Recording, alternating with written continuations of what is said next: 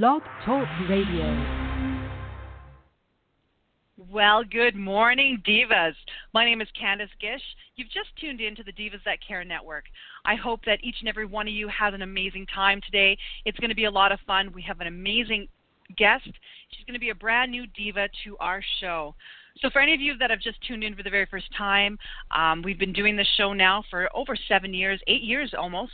And this year, we've actually added in 7 more hosts. So we now have a total of 8 hosts, and we're going to be adding 2 more before the end of the year to now. We're now a network. So we're really excited that you have tuned in today, and we hope that you tune in to all of our other divas at divasthatcare.com. Well, let's get started, ladies. I'm so excited. Today's guest is Lydia Cecilia, and we're going to be learning about her. She's, as I said, she's a brand new diva to our family, and I'm really excited to get to know her better. So welcome to the show, Lydia. Thank you so much for having me. This is quite the honor. I appreciate it. Well, Lydia, I am so excited. You and I have had a chance to talk a few times here, and I'm really excited. You have such an amazing story, and I think our ladies, our divas out there, are really going to love it. You have definitely a lot to offer. So we're going to start now. I'm going to ask you to, share a little bit about yourself. Tell us who you are, where you're from, and what you do. Well, as you said, my name is Lydia Cecilia. I'm 45 years old. I was born and raised in Toronto, Ontario, and I live with my family currently in Bradford, Ontario, which is about an hour north of the main city, Toronto. I'm a mom. Excellent. to two kids, Alessia, who just turned 12 at the end of May, and my son Luciano will be 10 in July. Wow. And you are a health and wellness coach, correct? I am. I am a certified health and wellness coach, yes. How did you get involved with that? What was your aha moment to get involved to be a health and wellness coach? Well, Candace, that's a long story that we don't have time to delve into today, but just to give you a quick idea of where it started, I would say was a week after my 24th birthday. My dad had a massive heart attack and passed away at a Valentine's Day dance while dancing with my mom on the dance floor. Oh, my goodness. That would have been heart-wrenching. I am so sorry about that. Yes, it was life-changing. I felt like my world had fallen beneath me, and it really put life into a different perspective for me, and it really was the beginning of a journey that has taken me, 21 years later to becoming a health and wellness coach. Well, tell us more about that. At the time of my dad's death, like I mentioned, I was 24, and was very devastated by what had happened, as many people would be. It definitely left me feeling many emotions, and it left me feeling stressed, and I was in denial. I wasn't accepting of his death, even though logically and rationally I knew that he had passed. So it began to take a toll on my health. And I started to explore what was happening with that, which, again, is, another little piece to the puzzle as to what led me here. I was diagnosed with my first cancer in 2001, and it was Hodgkin's lymphoma.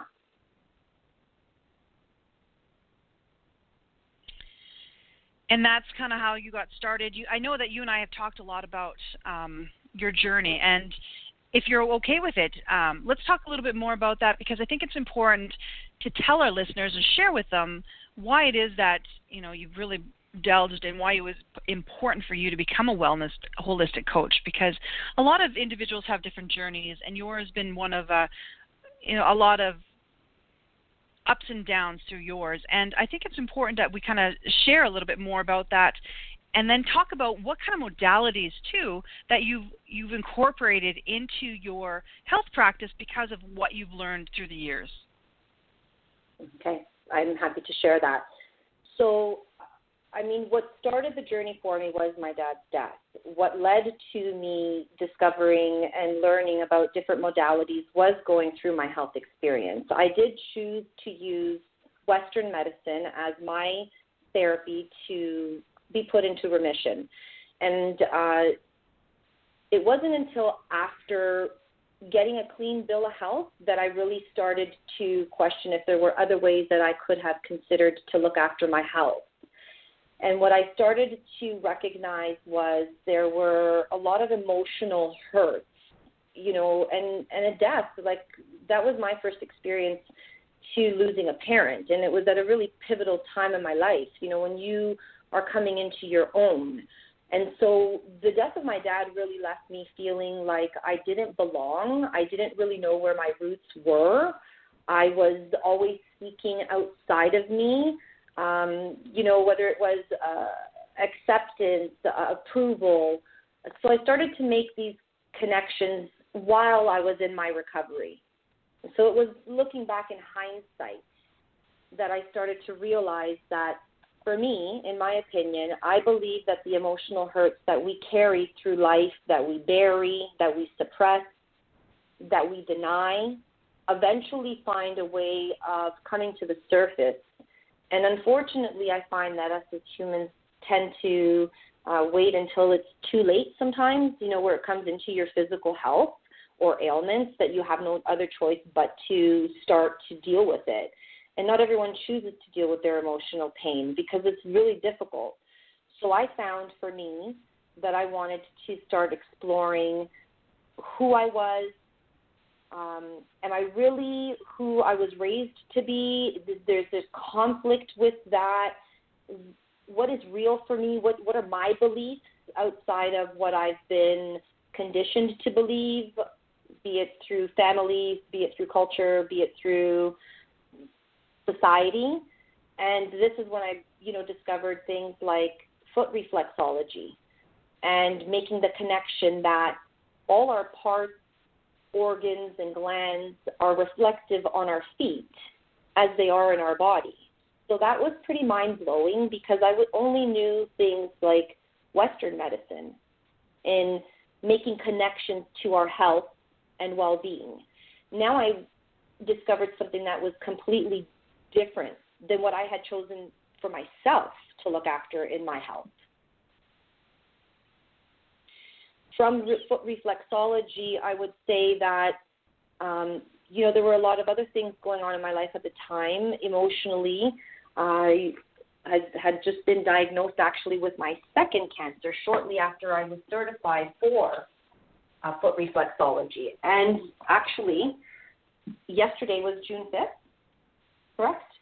Yes. So, yes. Yesterday was my anniversary. It was a very significant day because June 5th, 2002, I had finished my chemotherapy treatments for Hodgkin's lymphoma. Right after the treatments, they scan you and, you know, check to see if I needed any radiation, which I did. I had to do that 1 month of radiation. So from that 1 month of radiation, you know, you get checked and you go in follow-ups every 3 months. So again, this is now in 2002 going into 2003. SARS was out in 2003. So my 9-month follow-up appointment got postponed as a result of that. I went in on May 28th, got my blood work done like I normally did. I was asked to come back because the blood work didn't look right. I went in on June 5th, 2003, which is now a year after the day that I finished my chemo for Hodgkin's lymphoma. And that's when I got diagnosed with AML leukemia. So you're talking a year apart, 2 different cancers. Yeah. Here we are yesterday, Wow. Again, June 5th, now 2018, and I just got my certification for level 2 Reiki, which makes me a Reiki practitioner, which for me really makes this a full circle. And not because of the cancer, but because of what it opened my mind, my eyes, and my heart to. And it really helped me find myself in ways that I would never have been open to had I not done that first course in foot reflexology. Isn't that amazing? And congratulations on that, because I know a lot of amazing individuals that have taken those courses, and they're absolutely fantastic. And it's a big step, and I think that's great. So congratulations on that. Thank you. I believe there's a really, there's a connection, and I'm not anti-Western medicine. However, I do believe that there's ways that we can support ourselves on a regular basis in maintenance if we have the awareness and the tools to do so. I'm not really I don't like to take medication for things if I can help to make it better for myself. And an example that I like to use is a few months ago I was having some issues with my digestive system, and I could feel like these pains when I would eat, and it was on the right side under my ribs. So this is my thought process, and maybe this is a little insight into really who I am, how my life and health experience has affected and impacted me in such a way that I've completely, taken on a new belief system and approach to my health. So when I was getting these pains, I absolutely went to my doctor and asked to be scanned and to have blood work done, because I always want to be proactive. I've been through cancer twice, and I really don't ever want to go down that path again. So I do still work with Western medicine. However, I start to question what's going on in my life emotionally that could be affecting these organs. What do these organs that are specific on the right side under the ribs, which are the gallbladder and the liver, what do they hold and what do they represent? Not medically, but more emotionally, energetically. So I know, because I've learned through people like Louise Hay and, learning about the human energy system, which is known as chakras, that in these organs, emotionally we hold and energetically we hold anger and resentment. Well, there were situations and things happening in my life that made sense to me as to why I was feeling this pain, because all of my blood work came back clear. All of my scans came back clear, ultrasound and x-ray. So if it's not something physically going on that they cannot see, but yet this physical pain is here, why is it here? When I have the understanding of where it's coming from, for me, it puts me at peace. When I am at peace, my immune system is not suppressed. It is actually able to flow properly. And energetically and emotionally, I get stronger in myself because I have more awareness and I have more insight, and I am in tune with my body to understand that when I'm feeling things, it's not always what you assume it to be. There could be something that is an underlying issue, and it doesn't always mean it's medical. Maybe this is an opportunity where we have that chance to bridge the gap between knowing better and doing better, where we can actually be empowered and proactive to make the changes necessary to actually live a life of health and well-being. I don't know if that's helpful, but that's how I break it down. It is, and I love that, and I love how you're explaining it, because I think it's really important.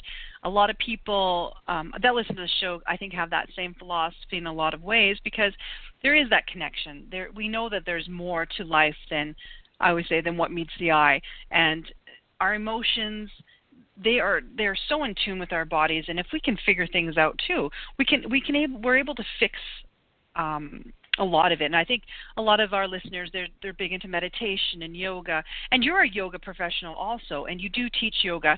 And I think that, having that whole round wellness background, I think is going to be very helpful. And talk a little bit about that, because I know that in your practice that you're starting up and you're getting going, that's something that's really important to you also. So can we talk a little bit about your yoga and how you're wanting to bring that into your practice too? Absolutely. Yoga for me was a saving grace. Yoga for me was an opportunity to really learn about myself and find a practice of self-love. And like most things that we don't want to do, those are usually the things that are the most necessary for us to do. They bring the most opportunity for growth and healing. So the way that I like to use yoga is not so much about, how do you get into your postures and can you hold it? Because I can't even touch my toes without bending my knees, and I've been a yoga instructor since 2011. what yoga means to me really is it's a practice of looking inward, of making these connections, of accepting yourself on that mat and letting go of whatever you hear in your head that is your own voice of negative internal dialogue or other people's voices. It is a sacred space where you make that time for you. It is a practice of self-love.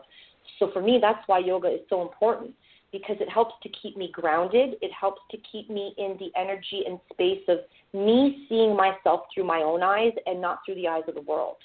Because sometimes we can get distorted by listening to other people's opinions. There's not a lot of people out there like you, Candice, that are willing to lift others. It's unfortunate that majority of us have to experience, being stepped on so other people feel better about themselves. And this is what yoga means to me. It's about saying, I really don't care what you on the outside think.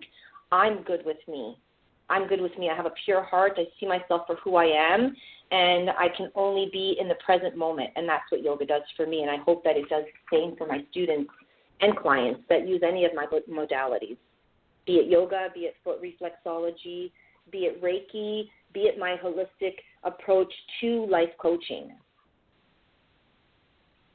Oh, and I love it because I think it's important. And what you're doing, too, is that you're showing empowerment, you're teaching empowerment. And I think that's what we need, especially in today's society. You're right, we're overwhelmed with a lot of negativity. And I think when we have that belief in ourselves, anything can happen. And if we have that support network of individuals that are going to stand by us and help us through that, because there are a lot of ups and there are a lot of downs. But having those individuals and knowing that we're not alone and we can do it, I think that's the key. And I think what you're talking about is yoga is a really good modality in order to get that relaxation, that internal release that we need, especially in our society when we're very overwhelmed with stress. No matter what you find out there, we all need some sort of way to release. There's been a lot of individuals on our show that have talked about color therapy and how they sit down and then they color because it helps them release. That is a way to get out of your head. Yoga is a way to do that too. And there's a lot of different things, and I think it's important to really stress that, when we can find that thing that works for us, we should definitely use it and make sure we use it on a continual basis. It's not just a one-time thing. We can't just say, oh, I did yoga once and we're done. You know that as an instructor. It's like, no, you have to continue it. Just like anything else that you find out there, find something that works for you, continue with it, and it's gonna make such a big difference in your life. So Cecilia, Lydia, I want to talk about one thing. Like for any of the individuals, I want to talk about your practice now. Is there a way for individuals, because we do have listeners all over the world now, do you work with people just in your community or do you work with people on a global scale? In terms of coaching, I can work with people on a global scale. We have great technology these days where you can be live, in person, where you see them, with things like Skype and Zoom and what have you. In terms of yoga, my intention is to start getting some videos up on YouTube. I do have a YouTube channel. However, I've just been working on getting my website and getting all my social media platforms in order. So there will be a subscription to participate in classes that I'm going to have on YouTube. They're foot reflexology. I could send information to people, but locally it's in Ontario and in my surrounding areas easier because I do offer workshops. Meditation is something, again, it can be done through live streaming, but I think it is something that is better done without the technology, so that you can tune out from that. And hopefully in the future I hope to have some podcasts going so that there could be more discussions. You know what? And I think that would be a great thing. And when you have that up, we're going to be posting that on our website for sure, Lydia. Since you don't have your website up and for any of our listeners today, is there a way that they can get a hold of you and in touch so that they can make sure they're either connected to you through email or anything like that in case you have like a newsletter coming out, they want to be involved with that? I actually do have a website. It's a soft launch, so it's up, it's available, it's published. It's www.lydiacecilia.ca. They can reach me by email at info@lydiacecilia.ca. I'm also available by mobile. You can call me directly. I will get back to you at my earliest convenience at 416-931-9309. And I do plan to do a firm launch of my website in the next couple of months. I've been working with a branding photographer, and I also want to start to implement some of my media that I've had in interviews up on the website as well. So I am happy to also share this on my website. Well, we're excited about that, and thank you.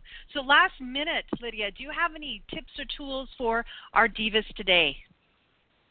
Just love yourself. Just do whatever it means to love yourself, wherever you find joy and peace. And really, once you have self-love, you don't have to attach your worth to anything outside of you. Perfect. I love that. And ladies, for any of you that would love to learn more about Lydia's story, we're really pleased to announce that Lydia is going to be in our next Business Divas That Care book that is going to be coming out this fall. So make sure that you go and check that out and read her story, because it is a beautiful, amazing story of what she's done and her journey. And oh my goodness, I love it. So Lydia, thank you so much for being our guest today. Thank you for everything that you shared, and I hope that you come back on again in the future.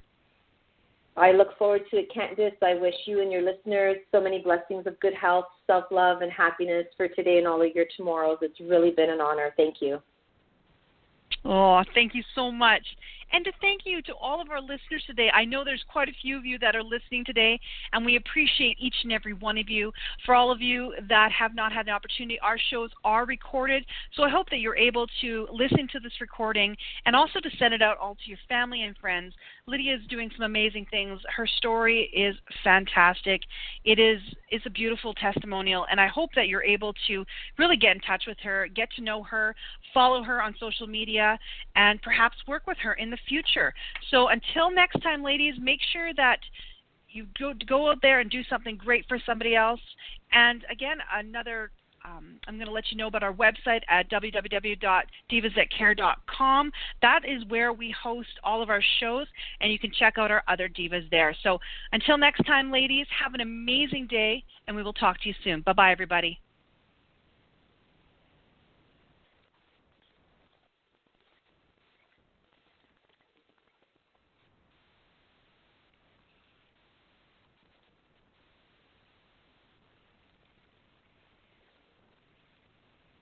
With Smart Voice from Shaw Business, collaborating in a busy business is easy. You can teleconference with your team with the push of a button. You can use instant messaging to get instant answers. You can even use Screen Share to collaborate on Work Docs so everyone can literally be on the same page. How cool is that? Smart Voice works seamlessly across any device with your entire team, even when you're not together. I'm still here. Discover all the benefits of Smart Voice at shopbusiness.ca.